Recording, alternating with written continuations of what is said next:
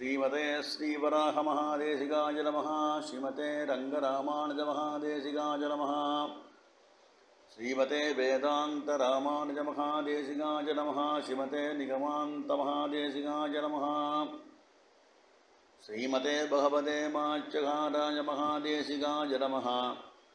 श्रीमते बगुलभूषणमहागुरवे नमः। श्री तरंगभवनंदिनी हेमाब्जनायिका समेत श्री देवनाथपरब्रह्मणे नमः। श्री अलर्मेल्मंगा नायिका समेत श्री श्रीनिवास परब्रह्मणे नमः। श्रीमान् वेंकटनाथार्य कवितार्किककेसरी वेदांताचार्यवर्यो मे सन्निधत्तां तदाकृति। சீரொன்றுதூ புலு திருவேங்கடமுடையான் பாரந்தச் சொன்ன பழமொழியுள் ஓரொன்று தானே யமையாதோ தாரணியல் வாழ்வார்க்கு வானேரப் போமளவும் வாழ்வு. ஸ்ரீமதே நிகமாந்த மகாதேசிகாய நமः. அத்யற்புதமான தயாசதகம் ஆஸ்திகாலுக்கு பிராப்தமாயின்றிருக்கு. அந்த தேசிகனுடைய அனுகிரகத்தாலே ஏறக்குறைய 67 ஸ்லோகங்கள் நமக்கெல்லாம் செவியால கேட்டு இன்புறத்திற்கு பெருமான் அனுகிரகம் பண்ணியிருக்கார். இந்த 67வது ஸ்லோகத்திலே தயாதேவியும் ஏழுமலையானாக திருவேங்கடமுடையானும் கலந்து பரிமாணினால் எப்படி இருக்கும் அப்படின்றதை சில திஷ்டாந்தங்களால் சுவாமி தேசிகன் காட்டி போந்தார்.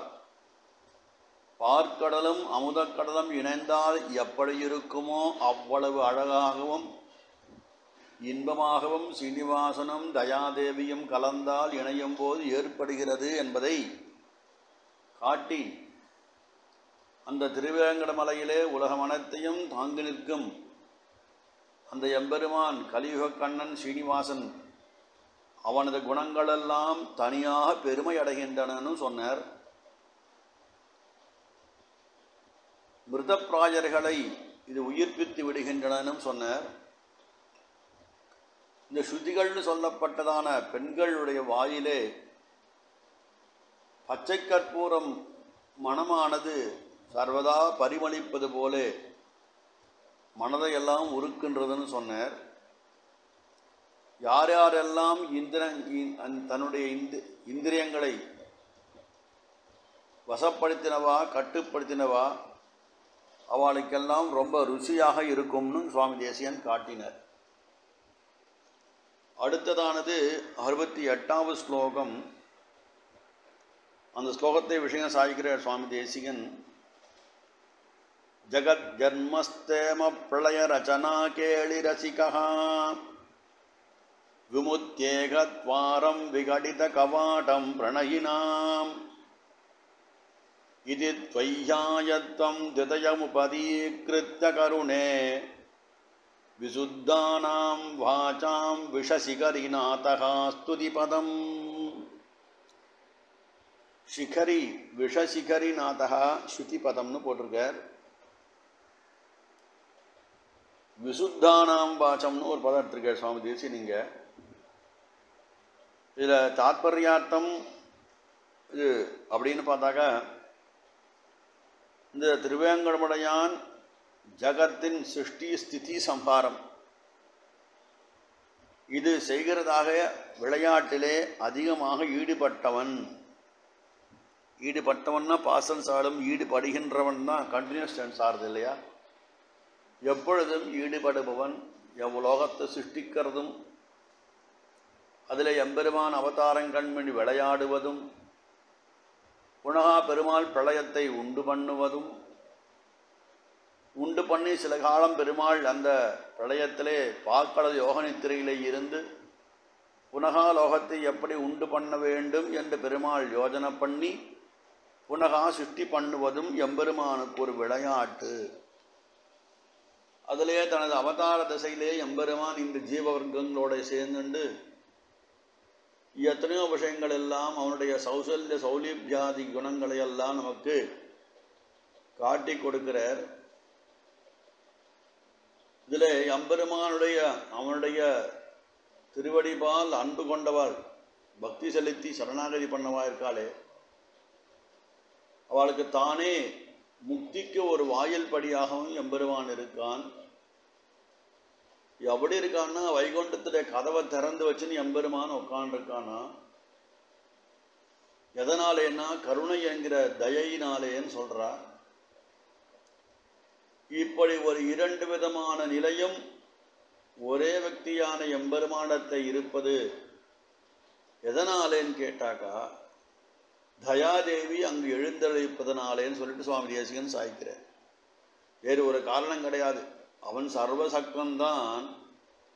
இருந்தாலும் பரந்து தயாதேவி இருப்பதனாலே எம்பெருமானாலே சிருஷ்டி ஸ்திதி சம்ஹாரங்களை செய்து பெம்பெருமான் விளையாடுறான். அவன் ஜீவாத்மாவேலே அன்பு கொண்டு நல்ல கதிக்கு கூட்டுன்னு போகிறான். அப்படி கூட்டுன்னு போகும் வைகுண்டத்துடைய வாசலை திறந்து வச்சிருக்கான். இவாளெல்லாம் உள்ள வர வேண்டும் என்று இப்படியாக இரண்டு செயல்களையும் செய்வது தயனுடைய காரியம்னு சாதிக்கிறார். இந்த எம்பெருமானுடைய சிருஷ்டி ஸ்திதி சம்ஹாரங்களை செய்வது ஹேம பங்காதி லீலே என்று ஸ்ரீபாஷ்யத்தினுடைய மங்கள ஸ்லோகத்திலே பெரியவர்களால் சாதிக்கப்பட்டது. இவையெல்லாம் செய்வது தயையின் காரியம்னு சாதிக்கிறார். இந்த தயாதேவினுடைய சம்பந்தத்தாலே இருப்பதால் அதில் அதன் திருவேங்கடமணியான் ஒரு ரசிகனாகவும் இருக்கான். ரசனா கேளி ரசிகா அப்படின்னு சாதிக்கிறார். ரசிகன் என்றப்பட்டவன் தன்னுடைய ரசனை என்னும் விஷயத்தை ஒரு காலம் கைவிட மாட்டான் அப்படின்னா. அந்த ரசிகன்தான் லோக ரசிகன்தான், தயை ரசிப்பவன் தான் இந்த முத்திக்கு காரணம் அப்படின்னு சாதிக்கிறார் பெரியவா. தனக்கு வேண்டியவாளுக்கு இதை நான் அனுகிரகம் பண்றேன் என்று அவன் சொல்லுவதும் அந்த தயையினுடைய காரியம்னு சொன்னான்.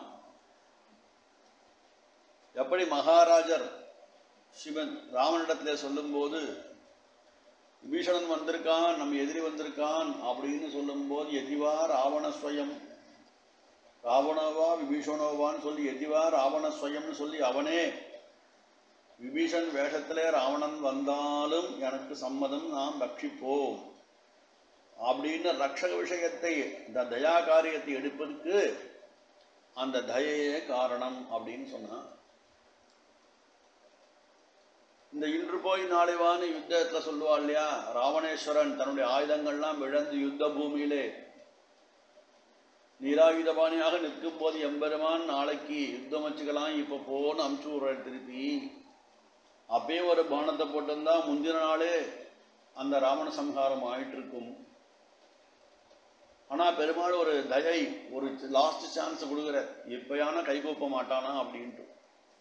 அப்படி அந்த சான்ஸ் கொடுப்பது யாருன்னா தயாதியுடைய காரியம்னு சொல்றா இந்த சுவாமி தேசிகன். இப்படி இந்த வேண்டியவர்களுக்கு கேட்டதை அளிக்கிறேன் சொல்லி என்பது தயா காரியம். ஞானம் கர்மம் பக்தி அன்பு அப்படிலாம் சொல்றா இல்லையா, அதன் மூலமாக என்னை இவ அடையலாம், என்னுடைய கதவு எப்போதும் திறந்திருக்குன்னு சொல்றார். இந்த ஜீவராசிகளுடைய சம்சாரத்தை வளர்ப்பதும் அழிப்பதும் எம்பெருமானுடைய லீலை, அவன் செய்கை ஆயிடுத்து. மோட்சத்தை அளிப்பது முற்றிலும் தயையினுடைய காரியமே. அப்படி இந்த காரியமானது தயையினுடைய வசத்து இருப்பதாலே காரணமில்லாத ஸ்தோத்திரம் செய்யாத சுத்தமான வேதங்கள் தயையை துதிக்கிறதுன்னு சொல்றார். இந்த இவாளுக்கு நான் மரணமானால் வைகுந்தம் கொடுக்கும் பிரான் என்று சொல்றா இல்லையா, அப்படி அளிப்பது என்பதான தயாநிதியான திருவேங்கடமுடையானுக்கே உரியதான ஒரு விஷயம்னு சாய்க்கிறார். ஜகஜன்மஸ்தேம பிரளய ரச்சனா கேளி ரசிகா விமுத்தேகத்வாரம் விகடித கபாடம் பிரணயினாம் இதி த்வய்யாயத்தம் திதயமுபதீகிருத்ய கருணே விசுத்தானாம் வாசாம் விஷசிகரிநாதகா ஸ்துதிபதம் அப்படின்ட்டு இந்த 68வது ஸ்லோகத்தாலே ரொம்ப அற்புதமாக வைகுண்டத்தின் வாசல் எப்பொழுதும் திறந்திருக்கு, அங்கு செல்வதற்கு தயை உனக்கு அனுகிரகம் பண்ணணும். தற்பூர்வம் என்ன வேணும்னா கருமமும் ஞானமும் கொண்டெழும் காதலுக்கோர் இலக்கண்டு அருமர உச்சிகள் ஆதரித்தோதும் அதும்பிரமம் திருமகளோடு வரும் திருமால் என்று தான் உரைத்தான். தரும முகந்த தனஞ்சயனுக்கு அவன் சாரதியன் கீதையில் சொன்னார். அப்படி கருமம் ஞானம் பக்தி இத்தியாதிகள் எல்லாம் அதை கொண்டு வைகுண்டத்துக்கு அவ திறந்து வாழல வர முடியும். அவ வல்லார் முயல்க வழியிழந்தார் என்னை தொழுகன்னு கீதாச்சாரியன் சாதித்தது. ஞானத்தாலே பெருமாளை பார்க்க முடியல, பக்தியால் பார்க்க முடியல, கருமாவாலே பார்க்க முடியலன்னா சரணாகதி என்ற உபாயத்தின் மூலமாக எம்பெருமான் திருவடியை தொழுது நாம் வைகுண்டத்தை அடைவது திண்ணம்னு, அந்த திண்ணத்துக்கும் முக்கிய காரணம் தயாதேவி அப்படின்னு சுவாமி தேசிகன் இந்த 68வது ஸ்லோகத்திலே நமக்கெல்லாம் அற்புதமாக சாதிச்சு காட்டுறார். அதனாலே சரணாகத்தினுடைய பெருமை இங்கு ஏற்றமாக பேசப்படுறது. எல்லோரையும் ரட்சிப்பது திருவேங்கப்படியான இயற்கையான குணம், அவனுக்கே சுதந்திரமான குணமா இந்த இருக்கு. அது தயாதேவி அனுகுணமாக இருக்காள் என்பது நமக்கு ஏன் தெரிஞ்சுக்கிறோம். அடியன் கவிதார்க்கிக சிம்ஹாய கல்யாண குணசாலினே ஸ்ரீமதே வெங்கடேசாய வேதாந்த குரவே நமஹ.